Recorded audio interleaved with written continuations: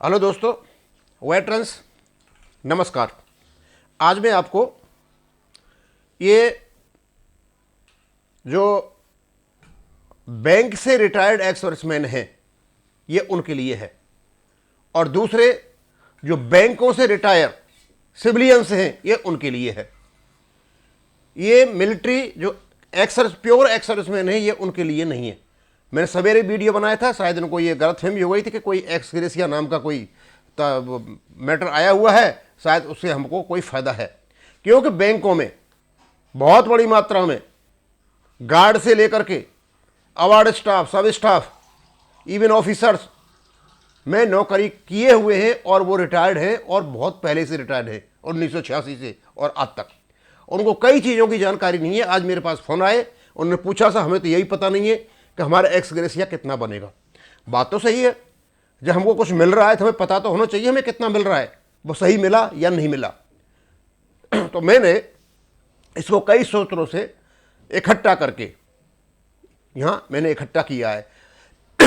एक तो ये बता दूंगा आपको मैं कि आपको जो एक्स ग्रेसिया मिलेगा ये पहली बार मिल रहा है, क्योंकि बैंक के जो सेवानिवृत्त कर्मचारी हैं उनकी लड़ाई चल रही थी पेंशन अपडेशन के लिए, अभी तक नहीं हुआ है, अभी कोर्ट में केस चले हुए हैं। लेकिन इस बार बेज रिवीजन में एक अमाउंट दिया है, उसका नाम इन्होंने एक्स ग्रेसिया कर रखा है। एक्स ग्रेसिया 1 नवंबर 2022 से कैलकुलेशन होगा इनका ये, और ये वाला 1 नवंबर 2022 से जितना भी एक्स ग्रेसिया बनता है, नवंबर 2022 के 2 महीने, 2023 के 12 और 14 महीने, 24 के जनवरी और फरवरी 16 महीने। अब मार्च में यदि पेंशन में लग के आता है तो आपको 16 महीने का मिलेगा, और यदि मार्च की पेंशन में एक्स ग्रेसिया पेंशन में लग करके नहीं आता है तो 17 महीने का मिलेगा। अब मिलेगा कैसे कि आप जिस भी बेज सेटलमेंट से रिटायर हुए हो वो सारे यहां मैंने दे रखे हैं, उनके फैक्टर्स भी दे रखे हैं, उनका डीए का परसेंटेज भी दे रखा है। पेंशन जितनी आपकी है उतनी आपके पास आ रही है, आपकी लिखी होगी। उस पेंशन को आप 31/10/2022 में कितनी मिली थी उसको डीए निकाल करके उसको ऐड कर लो, उसमें से कम्यूटेशन नहीं निकालना है। और उसमें आप ये जो फैक्टर्स दे रखे हैं, चौथा और पांचवा बीपीएस बाईपार्टाइट सेटलमेंट, छठवां, सातवां, आठवां, नौवां, 10वां और 11वां, जिस जिस बेस सेटलमेंट में आप रिटायर हुए हो उस बेस सेटलमेंट का एक फैक्टर दे रखा है।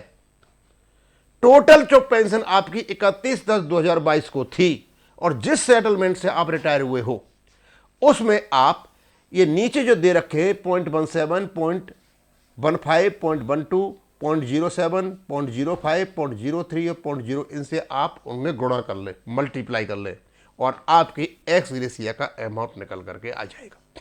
यदि कोई चौथे और पांचवें में रिटायर हुआ है तो उसकी जो टोटल पेंशन बनती है 31/10/2022 को, उसको वो 0.17 से मल्टीप्लाई कर लें, उनका एक्स ग्रेसिया निकल के आ जाएगा। यदि कोई छठवें उसमें रिटायर हुआ है बाईपार्टाइट सेटलमेंट में, बीपीएस में, तो वो अपनी टोटल पेंशन को जो 31/10/2022 को थी 0.15 से कर ले। इसी प्रकार ये सब पर लागू होता है। और यदि कोई 9वें बीपीएस में रिटायर हुआ है तो अपनी टोटल पेंशन जो 31/10/2022 को थी उसको 0.05 से मल्टीप्लाई कर ले। अब यह है कि हमें ये कैसे पता चले कि 31/10/2022 को हमारी पेंशन क्या थी। वैसे तो इसको काफ़ी कैलकुलेटर मिल जाएंगे, कईयों को नहीं मिलेंगे, लेकिन पेंशन तो आपके पास है, तो आपको 31/10/2022 को अपनी पेंशन निकालनी पड़ेगी। अब पहले तो मैं यहां से बताऊंगा आपको, ये जो आपका है 2002 वाला, ये कहां से है आपका, यहां से चला हुआ है। ये आपका है कौन सा, 7वां, 8वां, 9वां, 10वां, ये है। तो ये हो जाएगा आपका 7, 8वां, 9वां, 10वां, ये तो 8वां है, ये 9वां है, और ये 10वां है, और ये 11वां है। अब यदि कोई 9वें में रिटायर हुआ है तो जो उसकी पेंशन है उसके पास उसका पीपीओ होगा, उसको आप 210.75 से मल्टीप्लाई कर लो और उसको जोड़ लो तो आपकी 31/10/2022 को पेंशन निकल जाएगी। ये वर्तमान नहीं है, ये 31/10/2005 का डीए का परसेंटेज है। ये सारा का सारा जो दे रखा है 31/10/2005 का है। वर्तमान में तो बहुत ज़्यादा है, ये वर्तमान में धोखा मत खा जाना। 31/10/2022 को निकालना है। जितनी पेंशन आपके पीपीएम में दे रखी है उसको 210.75 से मल्टीप्लाई करें और जो पेंशन आपकी आती है कम्यूटेशन बिना कम्यूटेशन निकाय उसको आप 0.05 से मल्टीप्लाई कर रहे हैं। इस प्रकार करके आपका एक्स ग्रेसिया निकल करके आ जाएगा। हर एक में इसमें निकाला जा सकता है। यहाँ आपको बीपीएस भी देख रहे हैं, कौन सी बीपीएस का है, ये 8 का है, ये 7 का है और ये आपका 6 का है और ये आपका 4 और 5 का है। 4, 5, 6, 7, 8, 9, 10, 11 ये आपको इस प्रकार मैंने बता दी हैं। इसी प्रकार के आपके हैं जिसमें भी आप रिटायर हुए हो। तो बड़ा सीधा साधा है। यदि आप 6वें वेतन आयोग में रिटायर हुए हो, 6वें बीपीएस में, तो आप देखिएगा आपकी जो पेंशन है वो कितनी है। आपकी 4थे और 5वें, 6वें और 7वें में जो डीए मिलता था वो अलग प्रकार से मिलता था। अभी तो सारा न्यूट्रलाइजेशन हो गया, सबको बराबर मिल रहा है।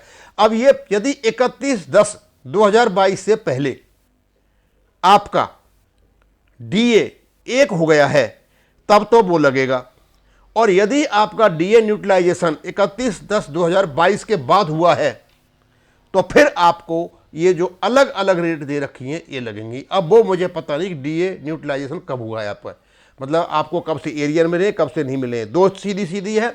यदि आपको 31/10/2022 से पहले पूरा डीए आपको मिल रहा है पहले तो आपको वो लगेगा, और यदि उसके बाद में मिला है तो आपको ये टुकड़ों में लगेगा। अब मुझे नहीं लगता कि इसमें ऐसी कोई समझाने वाली बात है, बड़ा सीधा साधा है। आपको बाई बीपीएस मैंने बता दिया, सारा का सारा परसेंटेज मैंने बता दिया। दो ही चीज़ें आपको चाहिए, दोनों चीज़ों से आप अपनी पेंशन निकाल लीजिए। कब की? 31/10/2022 की। और इसमें जो बीपीएस दे रखे उनसे मल्टीप्लाई कर लीजिए, आपका वो निकल करके आ जाएगा 1 महीने का। और 16 महीने का निकालना चाहोगे तो 16 महीने से गुणा कर लीजिए, आपका वो निकल के आ जाएगा क्या ना पूरा जितना मिलेगा आपको। और यदि आपकी मार्च महीने की जो पेंशन है या सैलरी है उसमें लग करके आ जा, सैलरी में मिलेगा नहीं तो उनको तो है नहीं, ये पेंशनर्स के लिए है। जो पेंशन है यदि मार्च में लग के नहीं आता है तो मार्च अप्रैल में मिलता है, तो इसका मतलब अप्रैल से सुधार होता है, तो उसके बाद फिर आपके 17 महीने, 16 या 17, बस ये दोनों चीज़ों का है। अब इसको कोई भी निकाल सकता है, बड़ा सिंपल है। अपने पीपीओ निकालें, पीपीओ अपनी बेसिक पे देखें, बेसिक पे से अपना डीए में कन्वर्ट करें, टोटल पेंशन कितनी है, और टोटल पेंशन जो आ रही है उसको आप जिस बीपीएस में आप रिटायर हुए यहाँ आकर के देख लें। इससे आप आराम से पता चल जाएगा कि इसका इस प्रकार से एक्स ग्रेसिया निकलेगा। आपको एक्स ग्रेसिया का अमाउंट भी पता चल जाएगा कि टोटल कितना एरियर बना और कितना बड़ा है, आपको वो भी मिल जाएगा। अब इसमें कोई बहुत ज़्यादा बताने की बात नहीं है। अब मैं और बता दूँ आपको कि ये केवल उनके लिए है जो हमारे एक्स सर्विसमैन बैंकों में कार्यरत थे, पेंशनर्स के लिए, केवल एक पेंशनर्स के लिए है। ये सर्विंग के लिए एक्स ग्रेसिया नहीं है, उनका अलग हिसाब किताब है। क्योंकि अभी पेंशन अपडेशन की बातें चल रही हैं, कोर्ट में केस हैं। आप देखते हैं, वी आर ऑल्सो होपफुल कि पेंशन अपडेशन होगा, लेकिन अभी तो एक अमाउंट दे रखा है जिसकी काफ़ी एजिटेशन वगैरह हो रहे थे। तो इस एक्स ग्रेसिया के अमाउंट से इसमें 12वें सेटलमेंट जो हुआ है इसमें दिया है। बस इसकी इतनी ही जानकारी थी। अब मैं ख़त्म करूँगा। थैंक यू, धन्यवाद।